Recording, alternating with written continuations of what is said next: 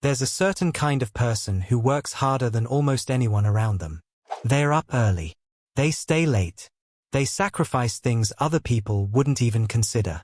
And yet, year after year, the numbers don't move. Not the way they should. Not the way they feel like they deserve. And what's strange is that they know this. They can feel it.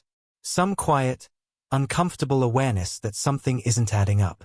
That effort and outcome are somehow disconnected. Like running on a treadmill that looks exactly like a road.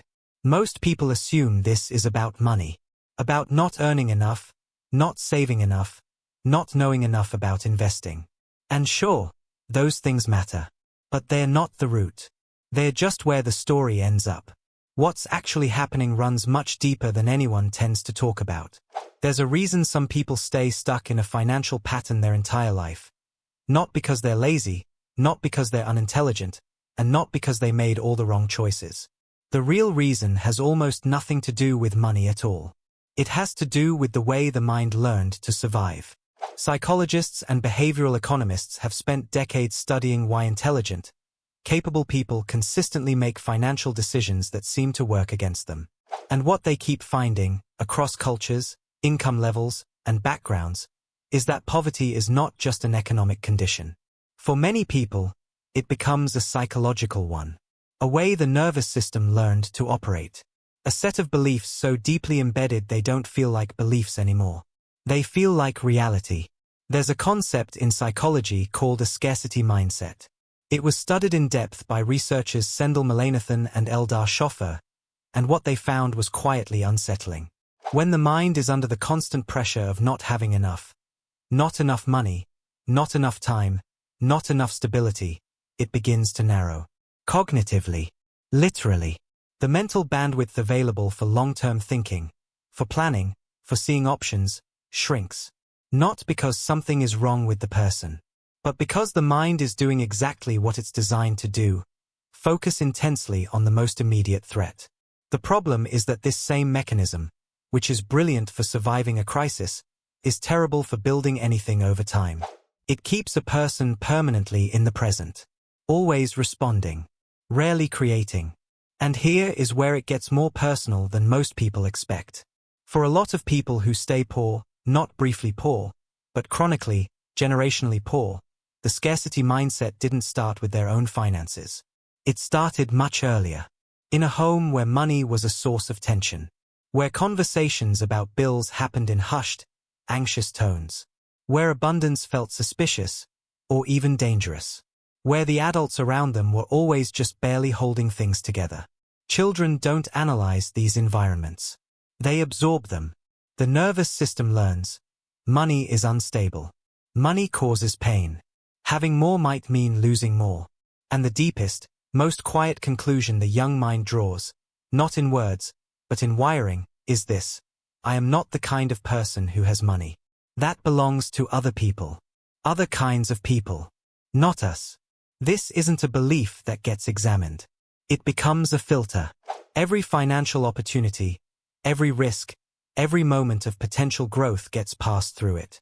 And what doesn't fit the filter gets unconsciously avoided, dismissed, or sabotaged, not out of failure, but out of protection. The mind protecting the identity it knows how to survive inside. It's worth saying clearly, this is not a character flaw. It is an adaptation. A very human, very understandable response to a specific kind of environment repeated over many years. And just like any adaptation, it made sense when it was formed. The cost only becomes visible later.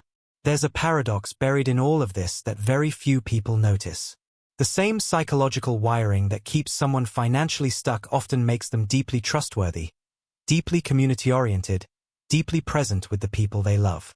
The scarcity mindset breeds generosity in a particular way, giving what little you have, because you understand what it means not to have it. That's not weakness. It's a kind of richness that has nothing to do with accounts or assets. But it also means money, when it does arrive, often leaves quickly. Not through irresponsibility. Through familiarity. The nervous system doesn't know how to be comfortable inside a version of life it has spent decades treating as foreign. So it, gently, invisibly, returns things to what it knows. Psychologists call this a financial thermostat, the internal setting that the mind keeps returning to, regardless of what changes on the outside. And it's not set by choice. It's set by history. The quiet realization in all of this, the one that tends to land differently than anything else, is that staying poor isn't usually a series of bad decisions. It's a deeply consistent set of decisions that perfectly match a deeply held set of beliefs.